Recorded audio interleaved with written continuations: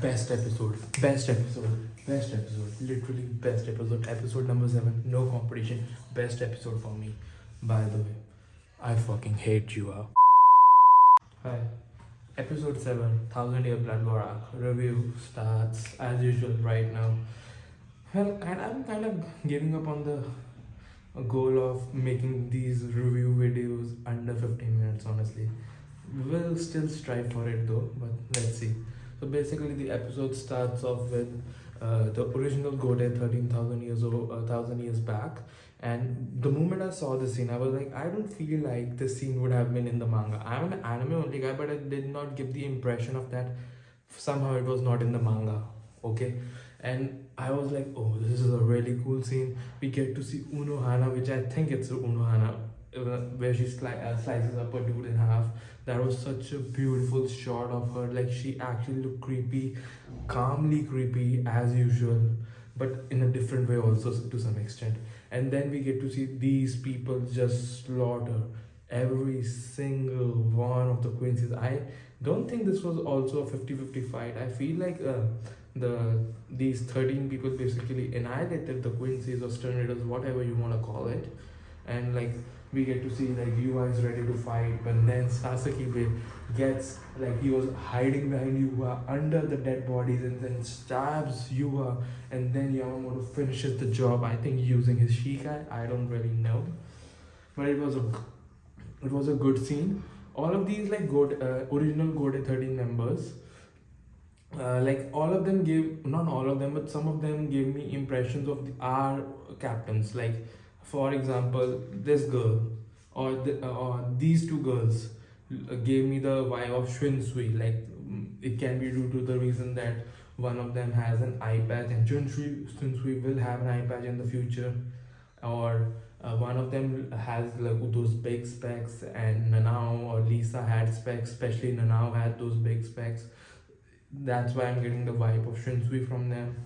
One of them gave me the vibe of Toshiro, like adult version of Toshiro, but a little bit darker, I guess. One of them gave me the vibe, two of them gave me the vibe of Mayuri. Like, one was really big, old dude who was bald, and one was really small dude. And both of them were like giving me weird scientific, mad scientist vibes.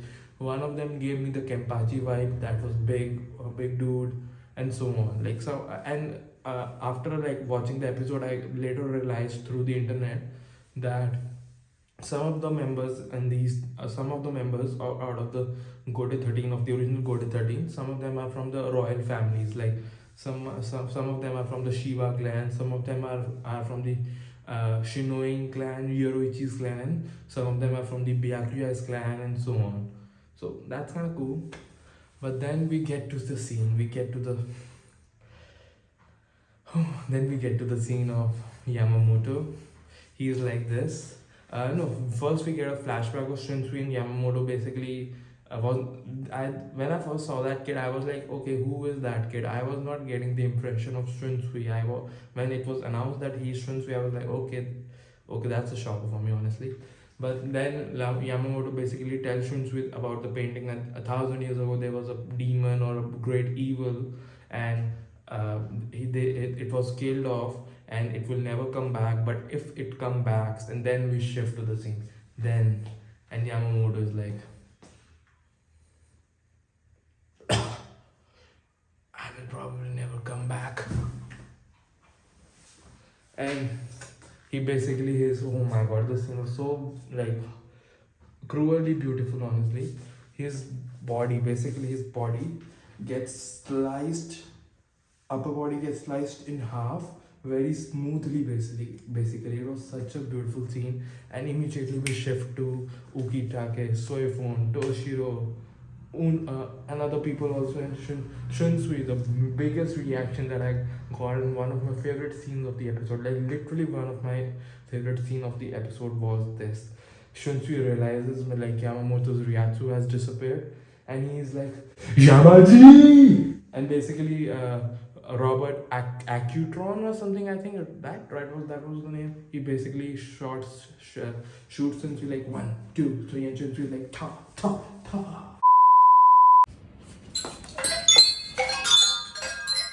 Hey dudes, Subscribe to my channel, please. Bye.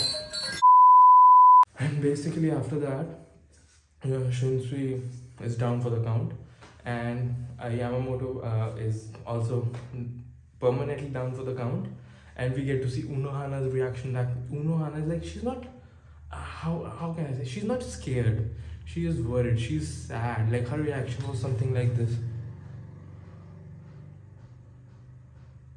Okay, something like this. She's devastated, honestly. Everyone is devastated. I want to know what oh,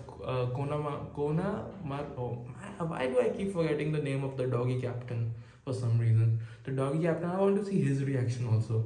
Like we got to see Toshiro's somewhat, Ukitake, Soifon, Unohana, Shinsui's favorite reaction, Yamaji!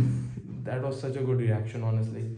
The reason I'm not speaking very like loudly right now is because a lot of people are around me today, and I can't give you guys all of my energy. I'm really sorry. This is my favorite episode. I really want to scream a lot, but I can't today. I'm sorry. Sorry. You have to deal with that, please. Okay. Please. Okay.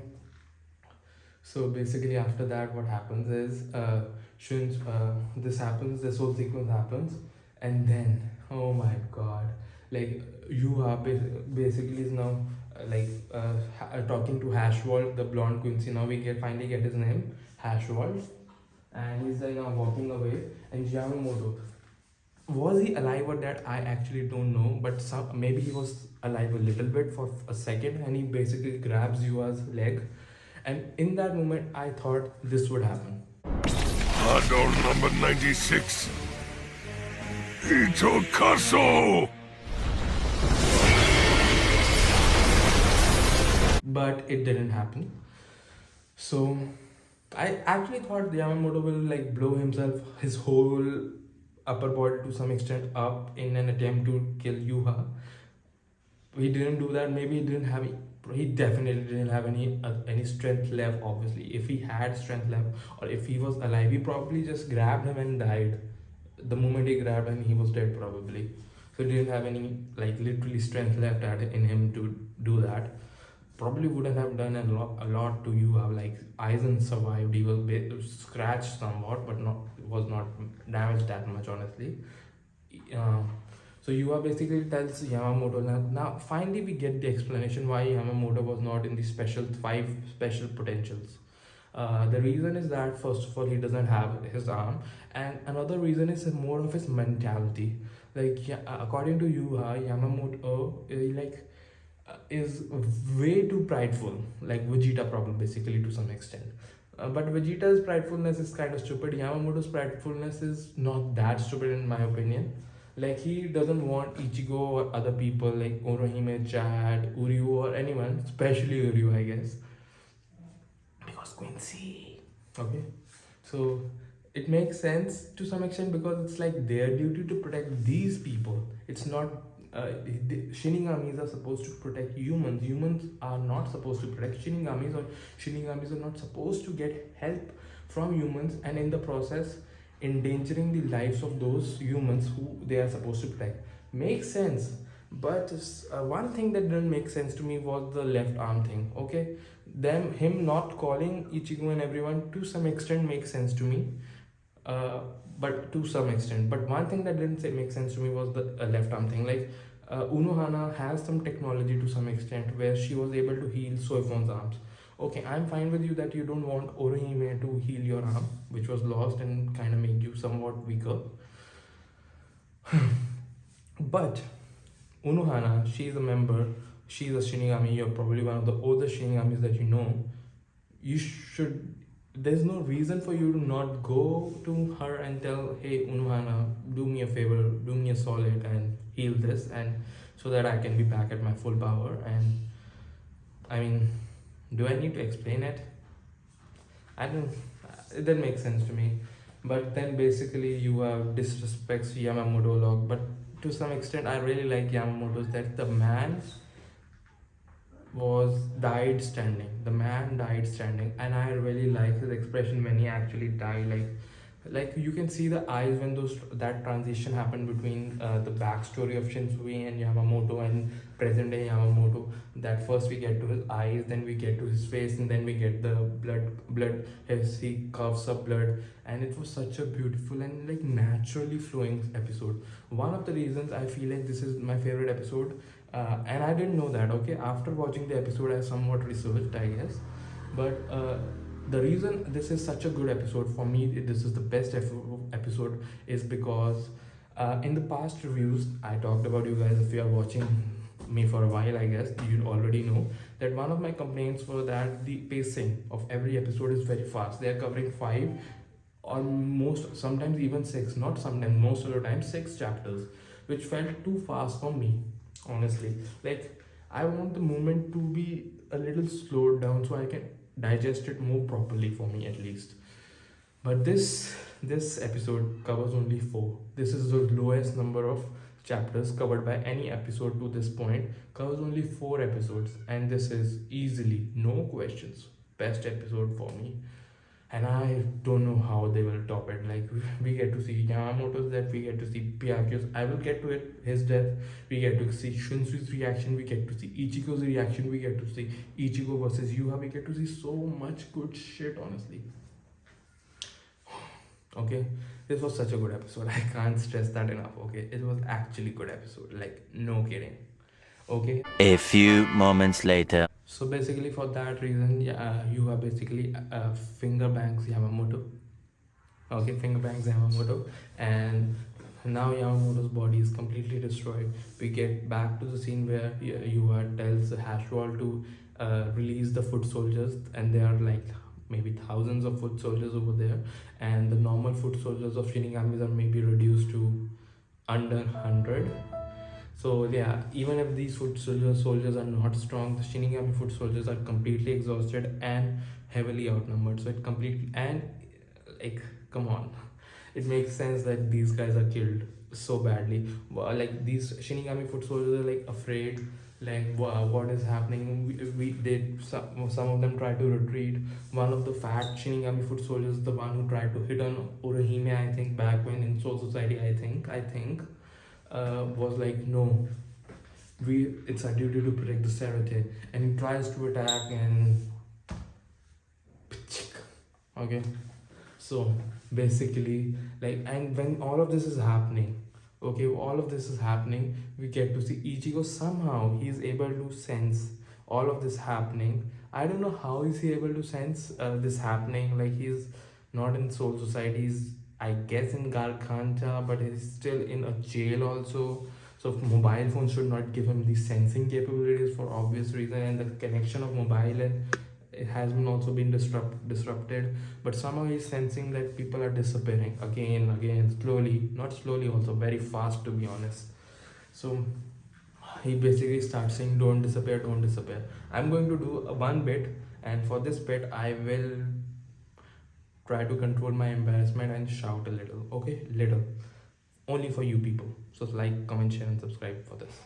Okay, here is that bit.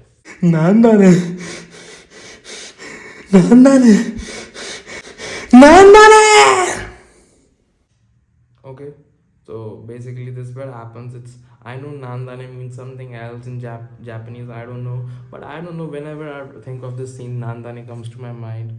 So I don't know, and I was not able to give 100% of myself in this clip. I should do something, we'll see.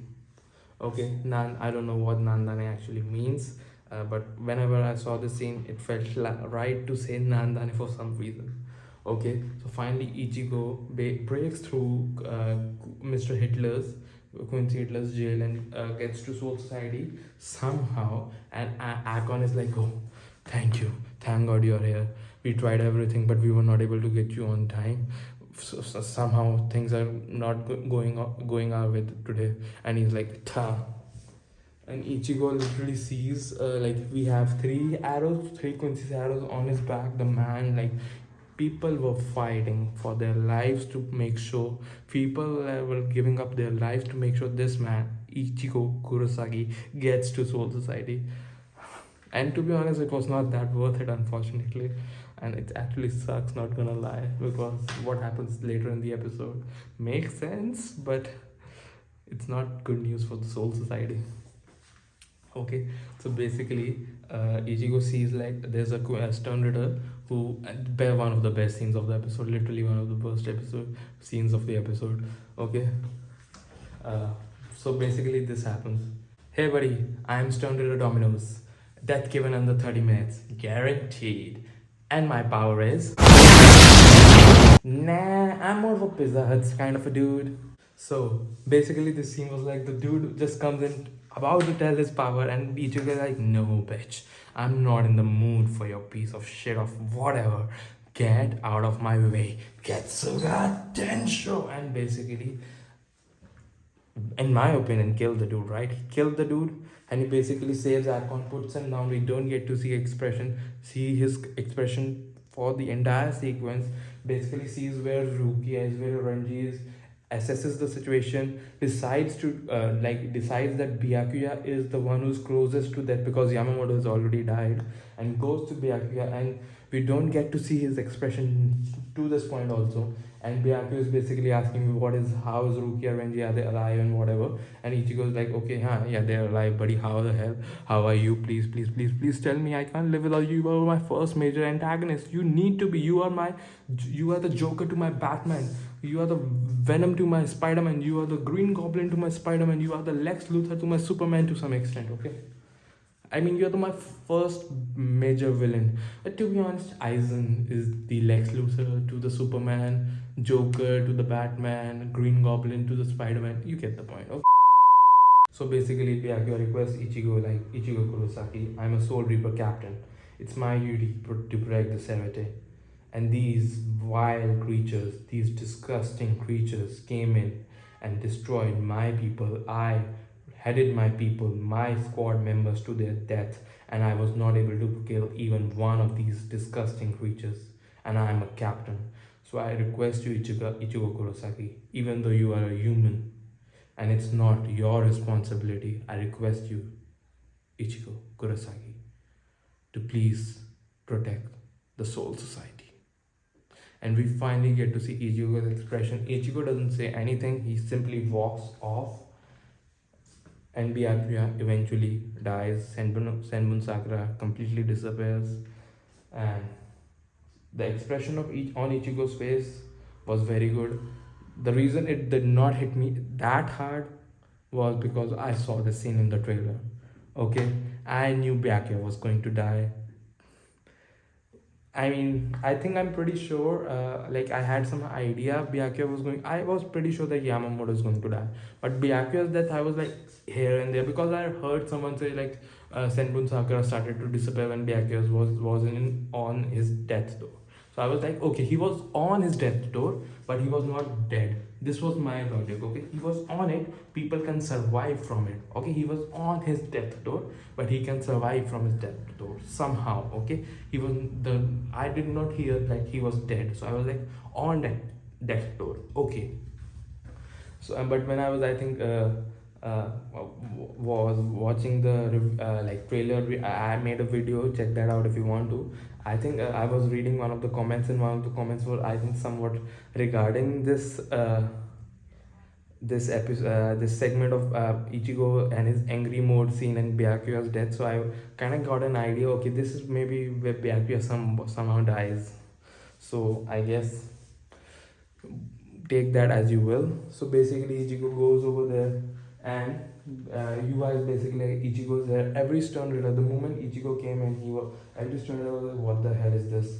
Because everyone was like, okay, this is a lot of Ryatsu all of a sudden. And this, Ichigo is, first of all, he is a lot stronger than he was against Aizen, minus Mugetsu, okay? And obviously he's enraged. So he's really strong right now. So basically everyone is basically shitting their pants, okay? I can't say out loud things like this out loud. I'm sorry, I really want to. Please understand today, okay? I'm sorry. I really want to. I'm sorry. So basically, Ichigo like throws Zangetsu on the ground, stops Yhwach. Yhwach was about to go away, and is like, and now he finally starts talking. Are you the one? Are you the leader? Are you the enemy? Basically, and Yhwach is basically like enemy, huh? Well, I wouldn't say that. You're basically my son. Later on, we find out in this episode. So Ichigo, are you the one? Cut the crap. Are you the one who killed all of these Shinigamis? Are you the leader of these people who ordered to kill all of these Shinigamis? Are you the leader? And why the hell you look so much like Zangetsu? He didn't say that because probably he was enraged, but and was not thinking about it that much. But I'm pretty sure later on, probably in the next episode, maybe he will think about it because the resemblance is uncanny. Okay, so basically, you guys basically he was like, I don't want to fight you right now, but now since you are here and you are not going to listen, obviously I have to fight you. So basically, this scene, this whole action sequence was not much included in the manga. It's much more extended version of the fight in the anime. And trust me, Kubo made this fight. It's not filler. Okay, it's not filler. Filler is not canon. The manga is now a shorter version of this anime to some extent. Anime is completely canon. Kubo himself made sure that this happens, then this happens, and then this happens. To some extent, manga is not as canon as the anime is. Okay, to some extent, anime, everything that happens in anime is 100% canon, and whatever happens in the manga is canon, but not as canon as the anime now because Kubo, the author, is basically writing everything. Okay, and he's now putting everything he had, and he was not able to do it back then in the manga because for whatever reasons, but now he's putting everything that he has, everything he wanted to do in the anime. So everything is canon. Some people are kind of confused regarding that topic for some reason. It's kind of obvious that anime is more canon than the manga to now, to some extent now. こ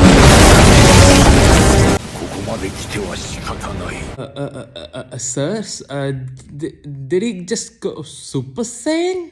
Yeah, don't worry. I will be fine. I am not Frieza. The fight was awesome. The fight was awesome. Ichigo was so pissed. He was not able to damage Yhwach actually, other than that one scene where he basically Getsuga Tensho's point blank onto Yhwach's arm and it basically destroys Yhwach's arm quite a lot. But that was more of a circumstance kind of a thing, and Blunt Wayne appearing all of a sudden. But during the whole fight, Yhwach was like, he didn't use any special abilities to some extent. And like Ichigo used everything that he had. And okay, he was exhausted, Ichigo was exhausted, but Yhwach was also exhausted, trust me. Okay, but like he was not able to do anything against Yhwach. And basically, Yhwach went for the final attack. Basically, this is not an attack meant to kill him, but meant to control him now. Basically, stabs his throat, and Hashwald was also like, he was also like, oh my god, what the hell? Because I think he was not expecting Yhwach to do this. Basically, Hashwald was like, should I eliminate him? But Yhwach was like, no. But now you are getting surprised because you thought Yhwach killed him. I don't know, whatever. But Yhwach basically tries to like stab Ichigo's neck, and he thinks he stabbed it, but later on he finds out like no, Blunt Wayne stopped him and somehow, and he was like, okay, oh, you are a Quincy. His powers have been activated. I knew Ichigo was a Quincy for a while now. As I told you, I have a lot of spoilers. I don't spoil shit, but I have a lot of spoilers. I'm such a good soul. So basically, he tells Ichigo like you don't even know about your mother. Okay, what I would like to say, his mother is a Quincy, right? It's kind of obvious now. You don't know about your mother. Your mother is a Quincy. There was one scene that happened in during Fate Karakura where Aizen also said, you are the son of a Shinigami and a Dash. It has to be a Quincy, okay? So your mother is a Quincy. The thing, I will talk about the son aspect later on in the video. But the thing is that Ichigo was not able to understand. He doesn't know anything about it. So I don't know. Like Yhwach basically tells Ichigo like your mother. You don't know anything about your mother. You are a Quincy. The reason you are able to access these Quincy powers right now is because during the fight against Quincy Hitler, when you were trapped in the jail and you kept on exerting your went beyond your limit and was tension again and again and again, the spirit particles from Quiles turned rid of Jay's, his spirit particles entered your body and made your Ryatsu, made your spiritual energy remember their Quincy powers. Your Quincy powers were kind of forgotten.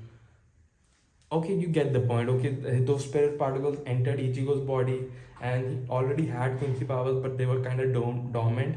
And when they entered his body, those powers recognized it, and you get the point. Okay, okay. So Ichigo is like, what the hell, what the hell, and basically basically destroys Ichigo. He's about to take Ichigo with him because Ichigo is not able to do anything, and basically all of a sudden his like time limit shadow ability appears, and his basically time limit has expired to stay in the soul society.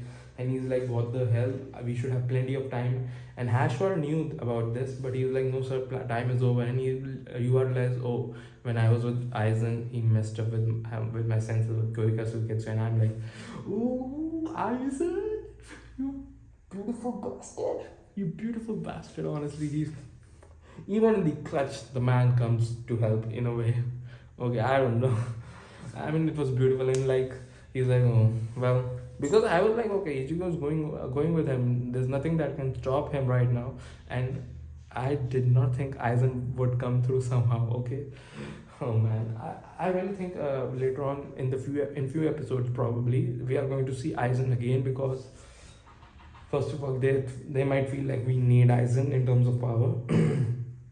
Second of all, they would be like, okay, they might realize Aizen kind of helped him somehow. Maybe Ichigo heard him talking, so he's like, Aizen helped me somehow, I want to talk to him or something like that.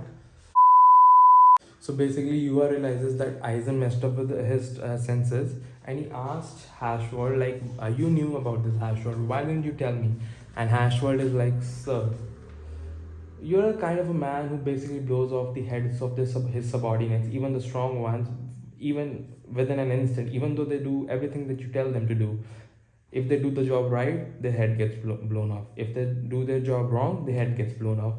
Why would I indulge myself in any activity that includes or involves you, which would eventually mean that my head gets blown off, even if I do the right thing or even if I do the thing wrong? Why would I include myself in any of those activities? Over the years, I've realized that you are kind of like unpredictable and have very clear anger issues, sir. With all the respects, sir, please, sir.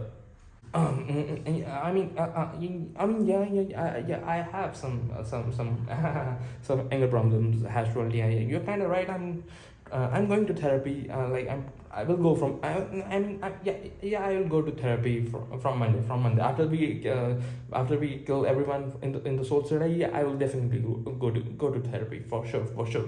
Yes, sir. Please do that. Please do that. Please.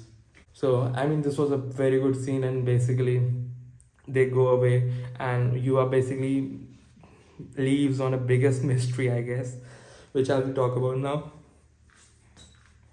He's like, I will see you again, Ichigo Kurosaki, my son, born in the dark. And that's the title of the episode. To be honest, best episode. What do I think about this Born in the Dark thing? I think, yeah, I don't think Yua is the biological father of Ichigo. I genuinely feel Ichin is the biological father. What do I feel like? What do I feel? Yua, let's see, what do I feel about this? I feel like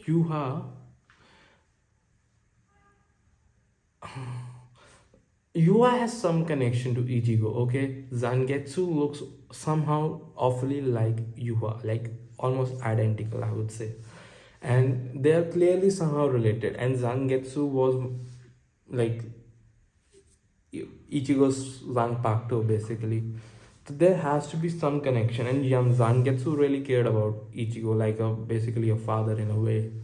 So there has to be a connection. I don't feel like Yua is the biological father. does he have any affair with Ichigo's mother? I don't feel like that. He definitely knew Ichigo's mother. The thing is that during the whole fight, we all know Yhwach is like he can kill any Stern Ritter if he wants to for no apparent reason. Okay, so and he doesn't have any problem with it. Okay, even if the strong ones like Asnodet or any other people. Okay, na something whatever. But when it came to Ichigo, he made sure that he would not kill Ichigo in the fight. He wanted to avoid the fight, and when the fight came, he had no choice. He fought him, but he made sure that Ichigo doesn't die. And he not just that, he made sure that he would actually educate Ichigo, which would be really difficult, but he would re-educate Ichigo about the Quincy things. So that makes me feel like he really cares about Ichigo. Like Ichigo is kind of his true son in a way, or his actual son in a way. I don't know the relationship, but I don't feel like he's the biological father, right? I don't feel like that. Okay, but there is something that connects. There's Yuha, there's Ichigo, and now there's Zangetsu. Okay, this this man connects Yuha and Ichigo in some weird way and very important way. I need to find that. Okay, like we will find that. Okay, and basically that's pretty much it. Yeah, episode is over, and we again. I'm not talked about the ending song of the episode for quite some while. The first episode, if you go back to my first episode review, I think I said that I didn't like the ending song. I was wrong. Back then, when I saw the ending song, it was completely black, and there was only music. Music was somewhat good, but it was a black screen. I think the day I was watching it, there was some problem in the video for the ending song specifically. But after the second episode, when I saw the second episode, I wanted to talk about it, but somehow missed it and kept on kept on missing about it. So right now I'm talking. The ending song is really good. There's few lines like what the God demands, and it's just a very somber, very quiet song in a way. To some extent, you get the point, right? And in this one, we get to see the visuals are completely changed. This audio is the same, but visuals have been changed. We get to see the original Gote 13, who were basically, according to Yuha, monsters and savages, which I feel like is kind of true, because the flashback that we saw, these people were basically destroying everyone. Like they were in some of them were enjoying, and some, like, you can tell from their expressions. Okay, so basically Yuha is like we get to see everyone in. I think a lot of fans are telling me this, that in their squad order, like squad 1 is Yamamoto, so we get to see Yamamoto in squad 1, and then squad 2, the person in squad, then we, after Yamamoto, the person we get to see is squad 2, and after that we get to see squad 3, then 4, 5, 10 till 13. So okay, it's kind of cool actually. Some people are saying that the second and third are somehow, there's an animation error. The person on the second and the person on the third should be interchanged for some reason. Okay, I don't exactly know why. It's more of a clan thing, I think. Research about it, you guys can find out. Okay, I'm not here for that stuff. Okay, so episode was really good. Again, sorry for the low energy. I have a lot of energy, a lot of pent up energy. I can't use it today. Sorry. If you like the video, like, comment, share, and subscribe. Next review, I promise, will be more energetic. Okay. Bye.